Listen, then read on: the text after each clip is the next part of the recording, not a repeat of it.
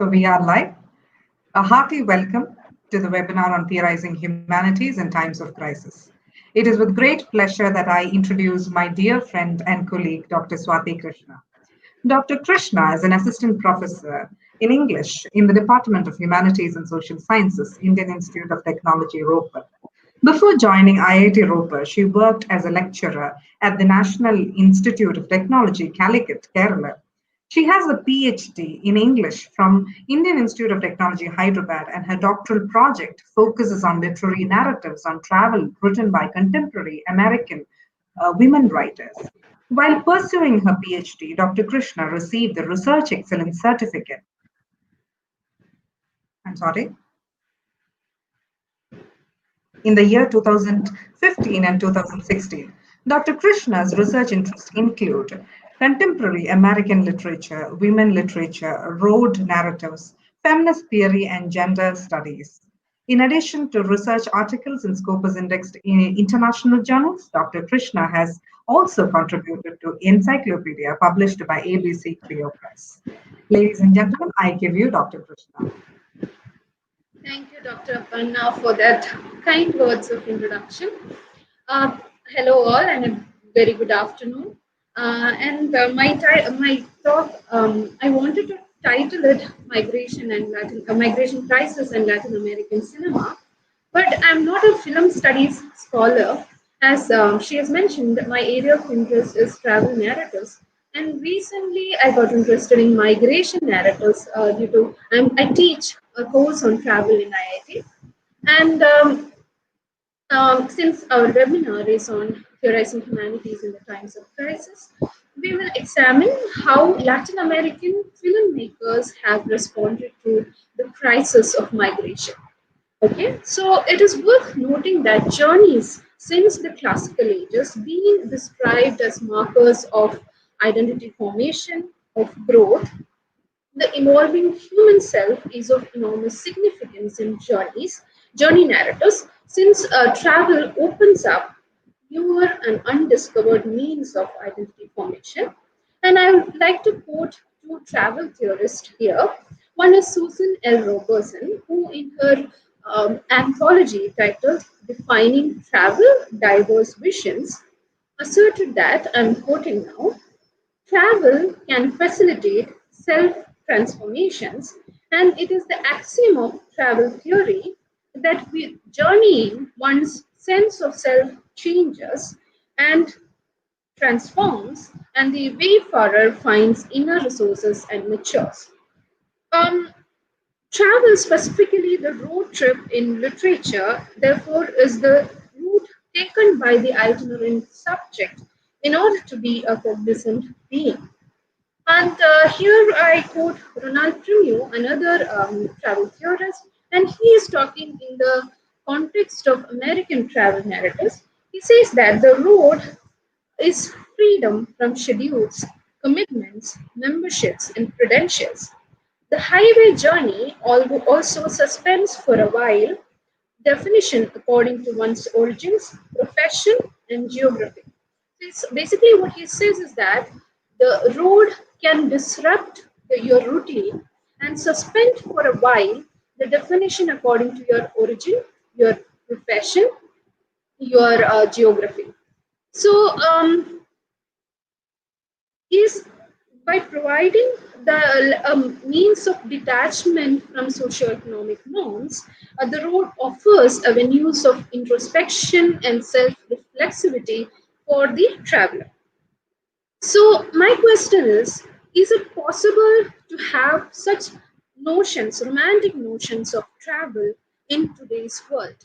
So I understand I'm not, these theorists are talking in specific contexts, and I do not deny these faculties of travel, but I'm saying that modern travel is defined by rapid globalization, mass migration, and post relocations. So identity formation through travel is identity formation through travel a privilege which is accorded to a few. Naturally, Bell Hooks, in her work Black Looks, cautions against the imperialistic nostalgia that travel can evoke.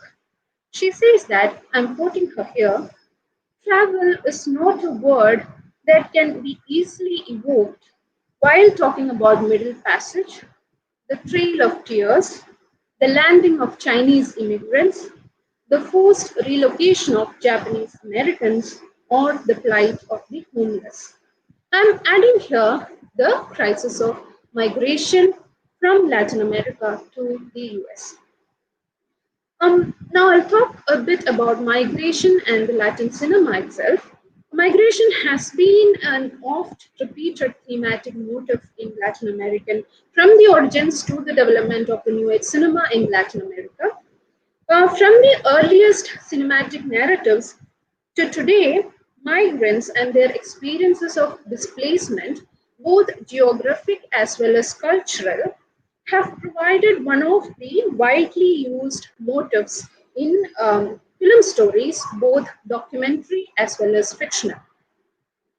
The first here, I would like to show my PPT. This is not a PPT with much information. I put a few pictures that I would like to show you, and I ask Aparna to show it on screen.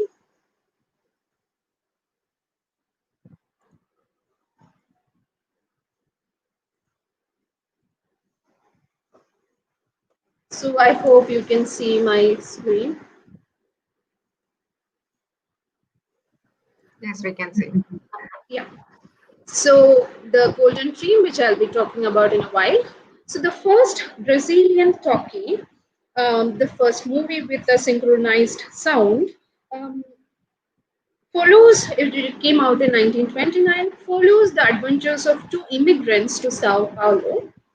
Um, Tango, which came out in 1933, the first feature film with sound produced in Argentina, follows the travels around the world of a successful tango singer. The first Mexican feature film, Santa, 1932, also focuses on the character of a migrant, someone who migrates from the countryside to Mexico City. Likewise, the first Chilean talkie, Not the Year Sir, came out in 1934, follows the journey of a Chilean woman to the US and back. So these early Latin American talkies to the new age Latin cinema makes it clear that migration and migrants were a determining factor in the establishment of the national cinema as well as the configuration of a national identity. So why is what is the reason for this exodus of migrants from Latin and Central America to the US? What are the reasons? So we'll discuss these in. I'll talk to you here. Migration and Latin, the reasons for migration and the crisis thereof. So the highest number of migrants from Central America, Central American countries, including El Salvador, Guatemala, and Honduras, these Central American countries has the highest number of migrants to the US. They consist of almost 85% of migrants who reach the United States. So the oppression of the country began with Columbus and the Spanish conquest. The region was ruled by many European elites during the time, many European elites, and which resulted in the systematic degradation of the indigenous population. This continued until the independence of the 19th century, but by this time, a classist system had already been in place. So I'll talk about the poverty and unequal distribution of wealth. One of the major reasons for poverty in Central America is the unequal distribution of wealth. Industry remains limited due to the lack of energy and mineral resources, making factory jobs scarce, and agriculture still remains one of the central means of income. However, from 2008 to 2014, there has been it can be considered as a period of decreasing wealth inequality in the Latin America due to the rise in minimum wages, and many were able to ascend classes during the time. Although the overall statistics improved, the region remains one of the most unequal in the world. Gangs and drug traffic and violence. Another big setback faced by Latin America is the success of gangs and drug trade. Drug trafficking and the increase in organized crime brought about by the competition between the trafficking groups contribute to the unrest in the continent. The governments use much of their resources to fight the illegal activities and violence. The effect of drug trade and the organized violence can be seen in the number of children from Honduras, El Salvador, and Guatemala found in Mexico attempting to flee their homes. Now, I'm going to talk about a significant reason for the inequality, the violence, and the poverty of Latin America, which is a century of US intervention, both economical as well as political. Since the time of President Theodore Roosevelt in 1904, declared that the US's right to exercise an international police power in Latin America, the US has cut deep wounds in the country. The corporate plundering, monopoly capitalism, US backed military coups, draining of resources has resulted in the poverty, instability, and violence that drives people from these countries. So, this CAFTA, the Central American Free Trade Agreement between the US and the five Central American countries, um, this this agreement restructured the nation's economy and guaranteed economic dependence on the United States. So the influx of agricultural and industrial goods from America weakened the country's economy. So, along with this economic intervention, the US continued its political intervention predominantly during the Cold War times to crack down on leftist movements in Latin America. I will give you two examples, two famous massacres that happened, which destabilized the political environment of the nation. One is during Salvadoran Civil War fought between the US-backed military-led government of El Salvador and the National Liberation Front, which is a coalition of leftist groups there. This civil war happened between 1979 to 1992, where the US trained death squads, they are called. They massacred almost 1,000 unarmed civilians, including women and children, um, in the village of El Mozote, and it came to be called in history as El Mozote Massacre. According to the UN reports, the civil war, claimed more than 75,000 lives between 1979 to 1992. Now we'll come to Guatemala and another incident. In Guatemala, US President Eisenhower, authorized the Central Investigation Agency to overthrow, this happens in 1950s, to overthrow a democratically elected president, Jacobo Arbenz, to install a US-backed authoritarian ruler, Carlos Castillo Armas. His authoritarian government, closely allied to the United States, he stopped land reforms, captured land from the peasant farmers, and reinstated it with the land owners. He cracked down on peasant and worker movements, killing thousands. This was in the 1950s, an example of US intervention.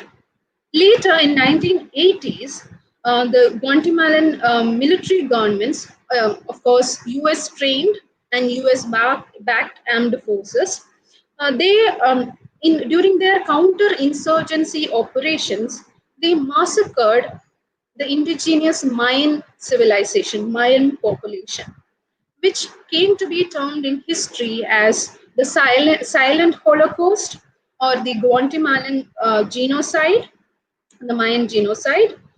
So this Guatemalan military viewed Mayans, the indigenous population, as subhumans or second-class citizens, and they thought they are siding with the insurgency. Hence, the campaign of wholesale killing and massacre of the Mayan population. Um, the systematic use of terror against the indigenous population began around 1975 and peaked in the first half of 1980s. Many villages, Mayan villages, were bombed and looted by the armed forces. So academicians claim that the violence, the higher murder rates in the region is a direct legacy of the US intervention. Now I'll come to the 2014 crisis. This migration crisis, received international media attention due to the fact that most of the migrants were children. Those who escaped poverty and violence in their home countries were children. The unaccompanied minors, they were leaving homes due to various reasons. One, of course, untamable violence. Since the early 2000s, Honduras, Guatemala, and El Salvador has seen an exponential rise in murder rates. So, for the recurring years, Honduras has been the murder capital of the world, with homicide rates reaching to almost 91.6 murders per thousand people. Now, the position goes to Los Cabos in Mexico. Some cities in El Salvador, Honduras, and Guatemala are the most dangerous in the world. For women, sexual assault and rape has been a prevalent issue. In July 2004, the violent death of women in Honduras shot up to 234 out of 1,000. So, in addition to this violence and death and crime, food shortage, malnutrition continue to plague the region. Half of Guatemalan children suffer from chronic malnutrition, resulting in stunted growth. Along with this visible violence, that is, higher rates of brutal homicide, there are other humanitarian human rights violations such as recruitment of children into gangs. um, the citizens are forced to pay a cut of their daily wages as war taxes. So the endemic violence, lack of economic opportunity for young people, as well as the governmental failure to respond to these problems, drive the children from their homes.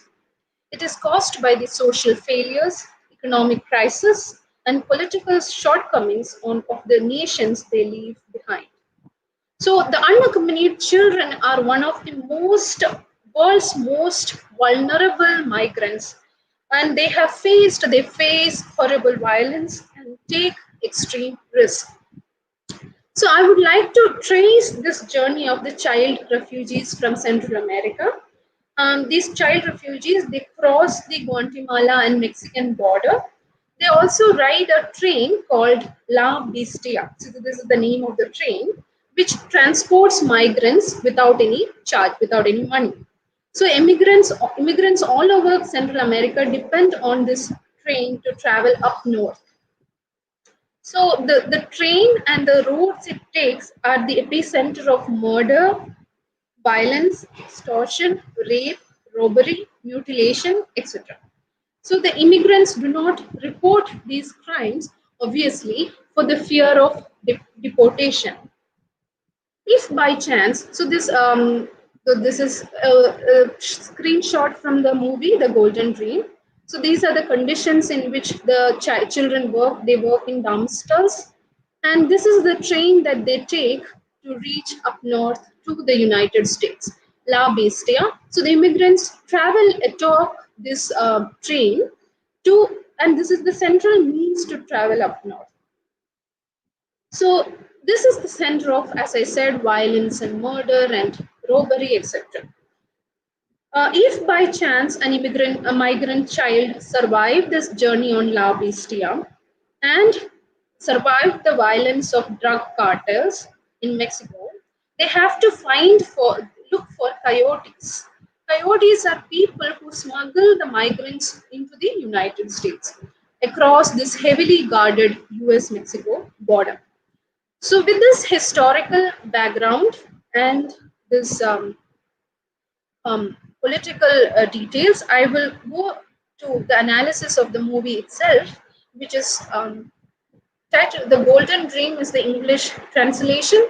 In Spanish, it is La Cuala de Oro, or which translates to The Cage of Gold.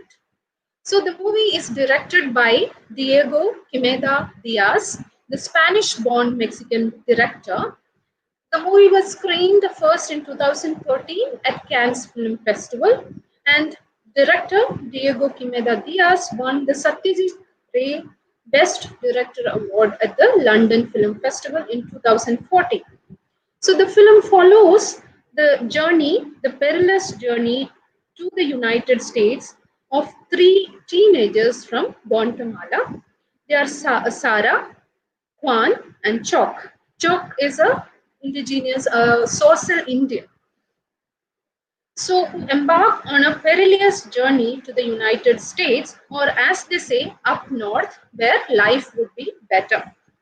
So before beginning this risky journey, the boys have to do is that they sew dollar bills to the hems of their pants. So they know that they will be attacked, they will be robbed. So the children, the boys would sew dollar bills to the hems of their jeans, while the girl, Sarah, she has to strap down her breast and cut her hair to pass off as a boy. And she pops hormone pills. So here I'm reminded of Robertson's treatise again, where she says that in addition to other risks and dangers of the road, women are subject to sexual risks, to themselves being the territory that is explored and conquered by others. So for Sarah is disguising as a boy to avoid the vulnerability, avoid the sexual threat among many other threats that is waiting for her on the road. So Robertson is talking about the racially and economically privileged women in her quote here, the experiences of a doubly or triply oppressed migrant female subject on a patriarchally regulated gendered space of the road evades even theorization. Coming back to the movie, the teenagers are initially caught by immigration at the town of Chiapas and are deported back to Guatemala. Since they are deposited by the border of Mexico, they are able to find a way back across, and from then they face terrible danger at the hands of the drug thugs and authorities alike. So they travel atop La Bestia. This is the photo here. La Bestia. They are detained while traveling. They are detained by drug traffickers who steal their belongings, and they kidnap women to be their sex slaves. Here, Sarah is identified as a girl. I would like to show you that clip from the movie. Uh, Hijo, está. Ay, I hope you can cabrón. hear the sound. Más que rico. Está de ser virgencita, chingo. Agárrala, agárrala. Pinche chamaco. Órale. Agárrala, agárrala. Llévensela, llévensela. Vámonos.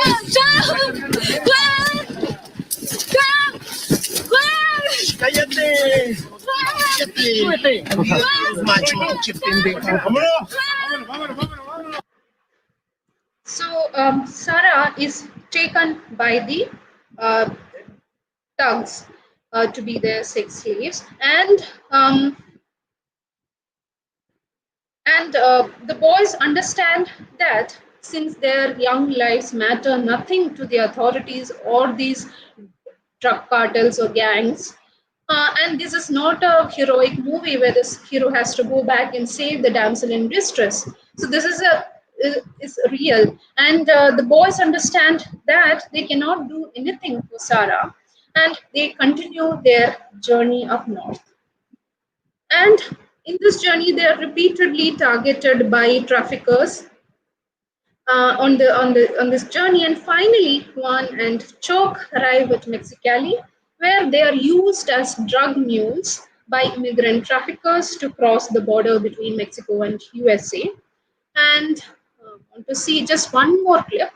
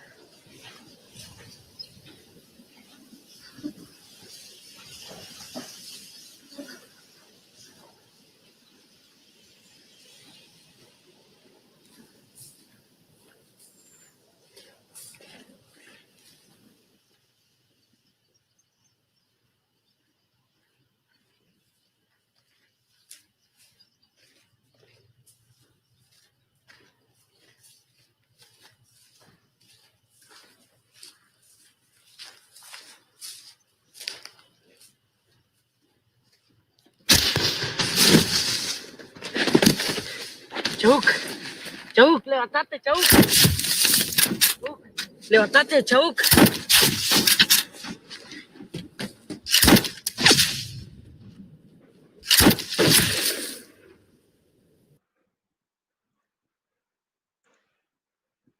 So yes, Choke is killed by an immigrant hunter, a sniper.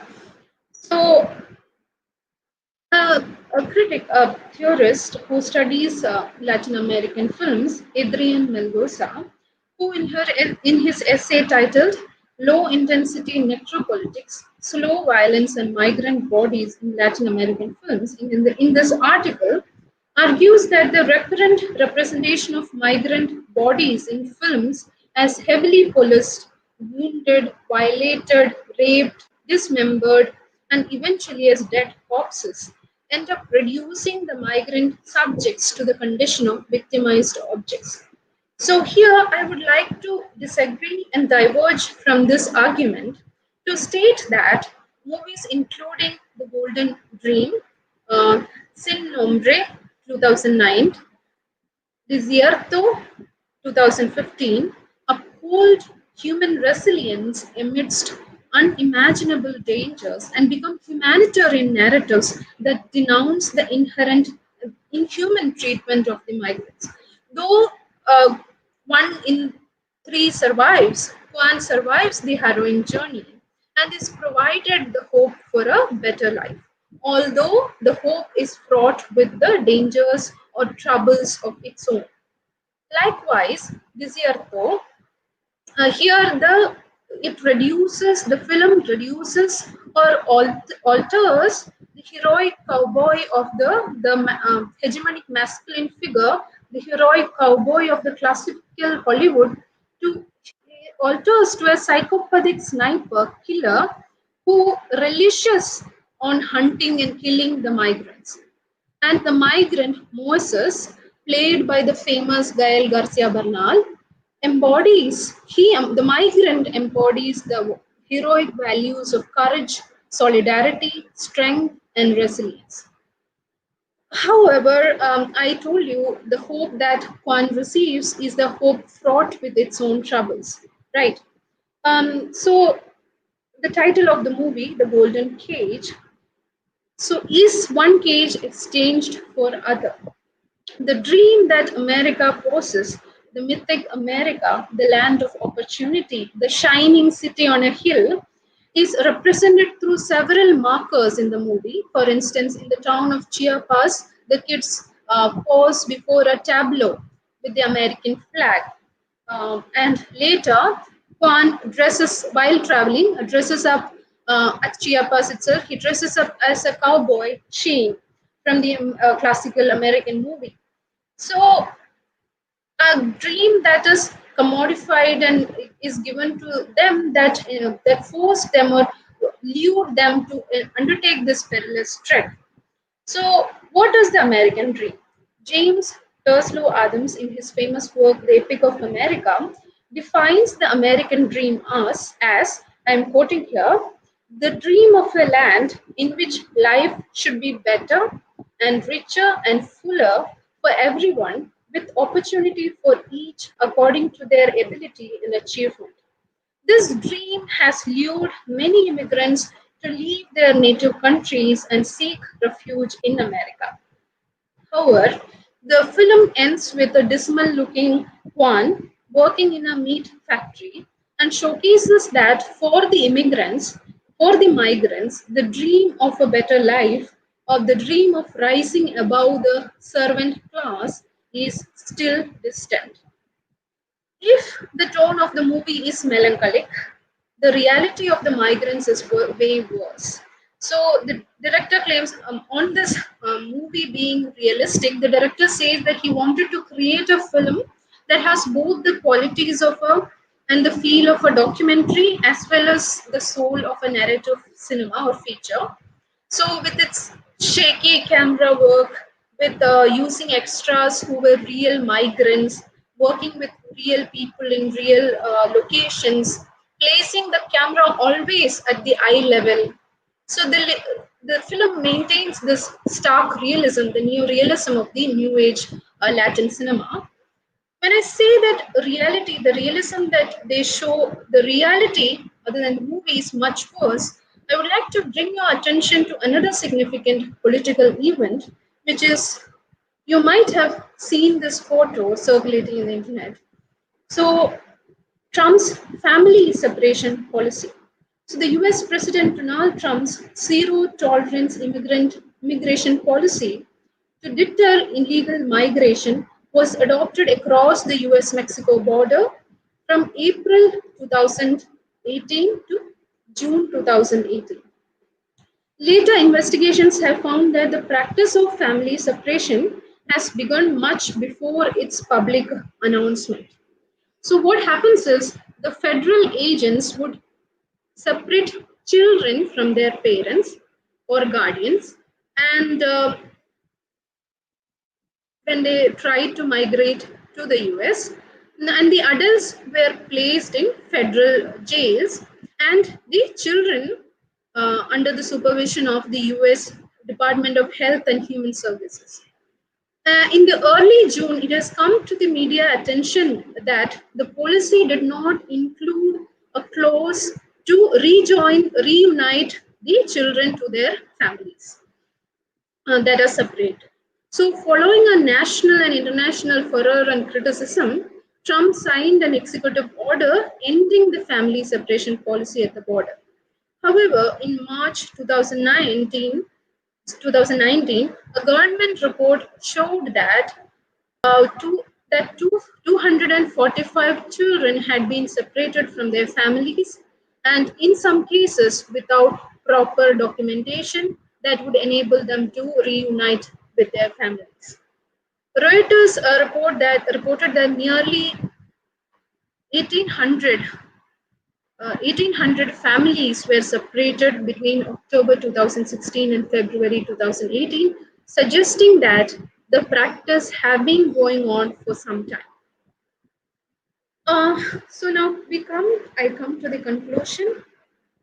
So the movie, though it did not receive much critical attention, it was critically acclaimed and won several awards. But in academics, it did not receive much attention. and it was my pleasure to introduce it to you and to discuss and talk about it. Is the movie is one of the truthful accounts of young people's dangerous journey facing life-threatening circumstances with a single dream of an improvement over their present circumstances.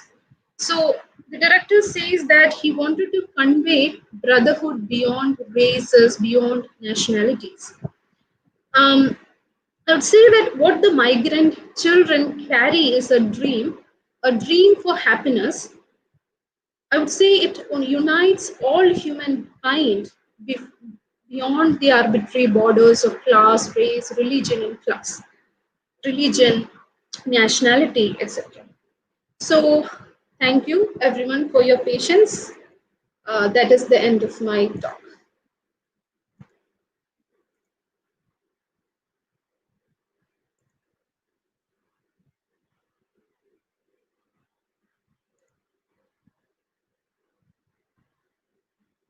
Aparna, are you there?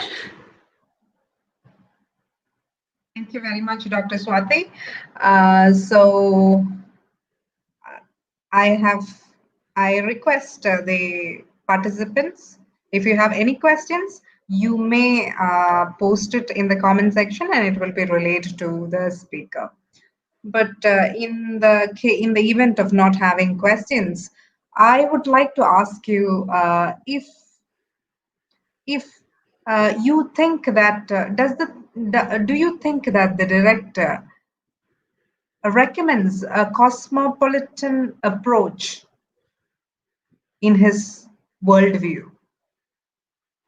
Um, Spoke Cosmopolitan. about living without borders.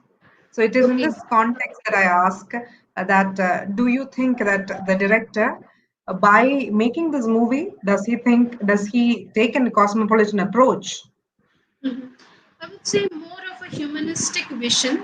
So he presents this the condition which we can all relate to. This dream, the innocent dream of happiness and achieving it, and this dangerous journey that they undertake.